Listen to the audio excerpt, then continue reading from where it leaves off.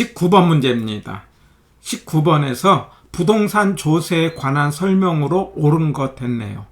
말하자면 조세 정책인데, 우리가 정부가 정책 가운데 조세 정책은 정부의 간접 개입 방법이죠. 간접 개입이라는 게 금보세행, 금융지원 내지는 규제, 보조금, 세금, 행정지원은 간접 개입이고, 그 조세는 간접 개입 방법으로 정부가 부동산에 관한 세금을 어떻게 부과하고 있느냐 해가지고 묻고 있네요. 국세와 지방세로 나누어서 묻고 있는데, 기억은 양도세와 부가가치세는 국세에 속한다. 맞는 지문이죠. 2번, 취득세와 등록면허세는 지방세에 속한다. 맞는 지문. 3번, 상속세와 재산세는 취득단계에 부과한다. X죠. 우리 재산세는 보유단계에 부과되는 세금이죠. 그래서 이것은 X. 리을, 증여세와 종합부동산세는 보유단계에 부과된다. 여기서 증여세가 취득단계에 부과되는 세금이어서 X고, 결국 맞는 것은 기억과 니은이니까 2번이 되겠네요. 우리 앞에 기본 강좌에서 정부가 부동산에 관한 세금을 부과할 때 취득단계, 보유단계, 처분단계로 나누어 볼 수 있고, 취득단계 국세는요, 증여, 상속, 인지세, 그리고 지방세는 취득세와 등록, 면허세, 보유단계 국세는 종합부동산세, 그리고 지방세는 재산세, 그리고 처분단계의 국세는 양도소득세, 그리고 지방소득세는 지방세에 해당되는 거죠. 이렇게 앞에서 기본 강좌로 가볍게 정리를 하시고 19번의 정답은 2번이 되겠습니다.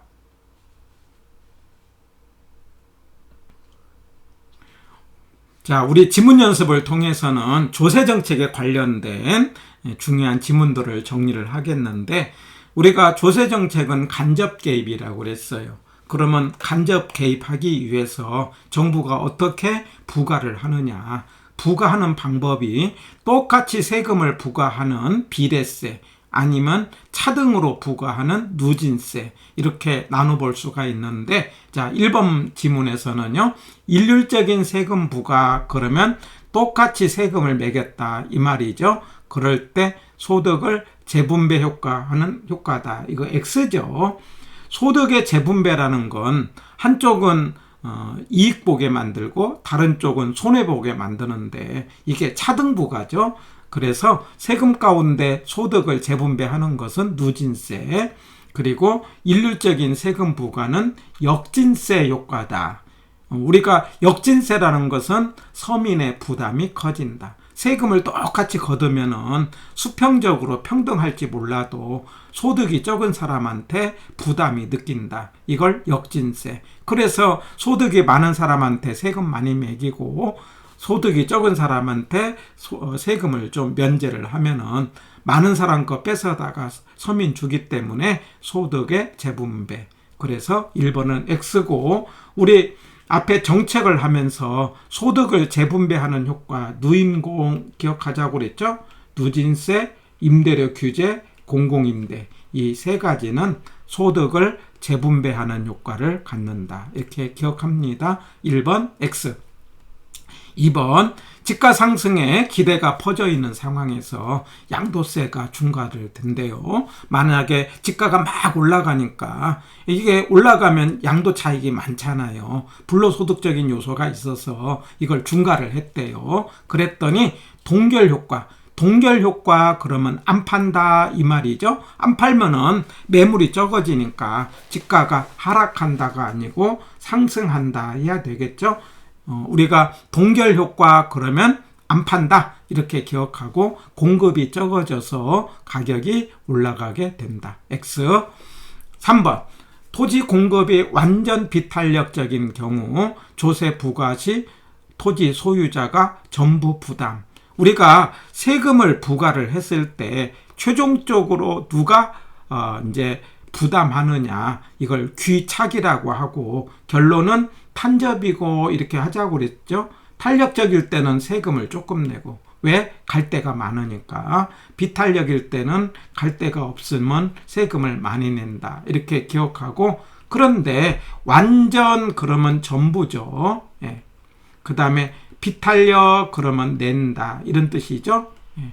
그래서 완전 그러면 전부, 비탄력 그러면 낸다.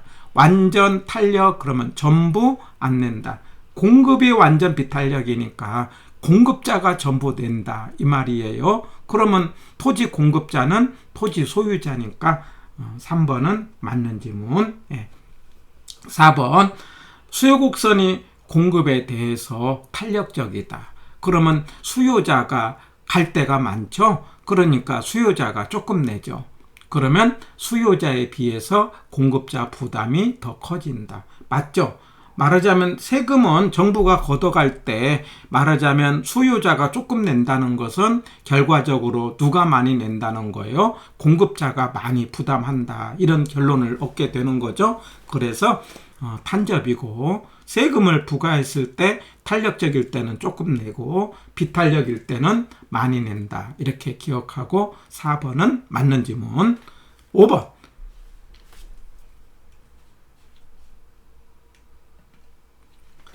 조세 중립성은 조세가 시장의 자원 배분에 영향을 미치지 않아야 된다는 원칙을 의미한다. 이거 한번 나왔던 지문이어서 소개를 합니다.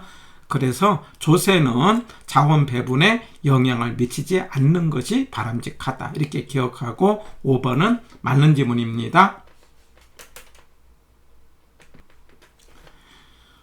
6번입니다. 세금 부과로 수요자가 실질적으로 지불하는 금액이 상승하므로 소비자 잉여는 증가한다. 자, 여기서 세금을 부과를 할 때 말하자면 일반적으로 세금을 걷어갈 때는요, 공급자에게서 걷어가는 방법 아니면 수요자에게서 걷어가는 방법이 있는데, 부동산에 관한 세금은 일반적으로 공급자한테서 걷어가는 걸로 문제를 풀세요. 현실적으로 세금을 걷어갈 때 주인한테서 걷어가는 것이 편하지 않습니까? 해서 공급자한테 걷어감으로 세금을 부과하면 공급의 감소로 문제를 푸는 거죠. 공급의 감소는 가격이 올라가죠.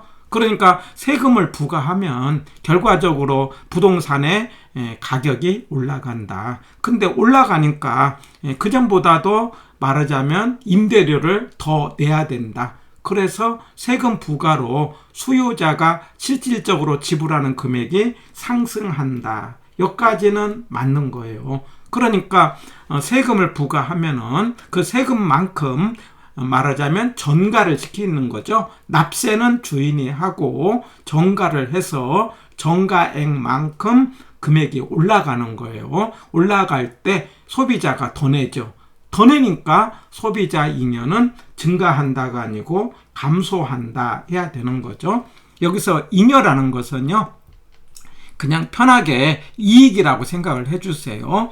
정확하게는요, 소비자 잉여라는 것은 자기가 실제로 지불하는 금액과 내고자 하는 가격 사이의 이익을 말하는데, 그냥 소비자 잉여 그러면 소비자의 이익 이 정도, 만약에 생산자 잉여 그러면 생산자의 이익 이렇게 생각하시면 돼요. 그래가지고 정부가 세금을 부과를 하면은 부과액만큼이 아니고 전가액만큼 세금의 가격이 올라가는데, 그래서 소비자가 돈을 더 내고 더 내는 만큼 잉여는 감소된다. 마찬가지로 공급자도 부담액만큼 공급자, 생산자 잉여가 감소한다. 이렇게 풉니다.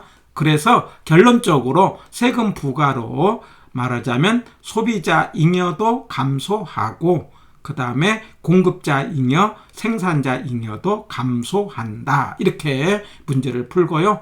그러면 7번에 보면은 거래세 인상에 의해서 세 수입 증가분은 정부에 귀속된다. 이거 맞아요. 정부에 귀속되는 건 맞는데 그러면 경제적 손실은 발생하지 않는다?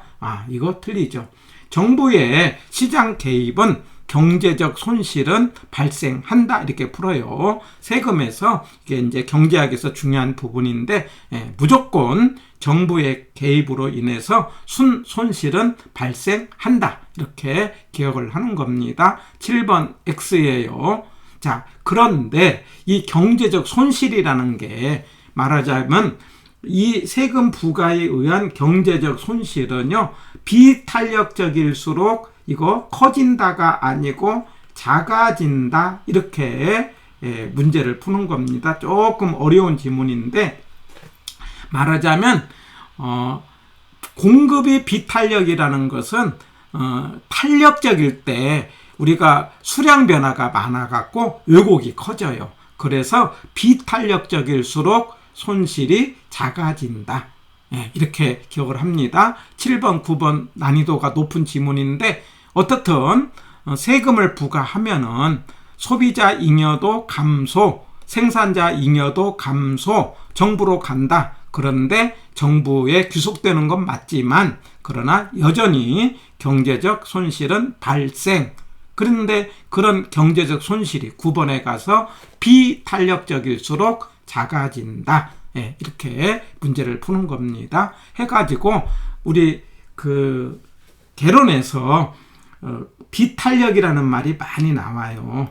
이렇게 해서 이 비탄력일수록 대개 비탄력일수록 탄력성이 작다 이 말이에요. 그럴 때 세금 부담은 커지죠.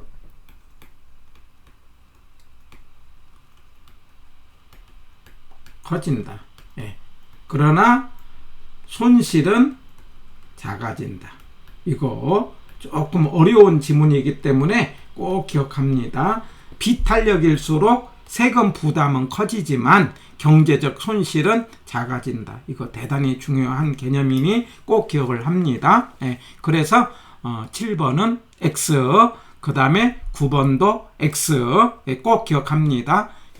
그래서 8번에 가서 토지의 공급은 비탄력이기 때문에 비탄력이면 손실이 작기 때문에 왜곡이 적어요. 만약에 완전 비탄력이면 왜곡이 없는 거예요. 그래서 왜곡이 크다 그러면 틀렸다는 거죠.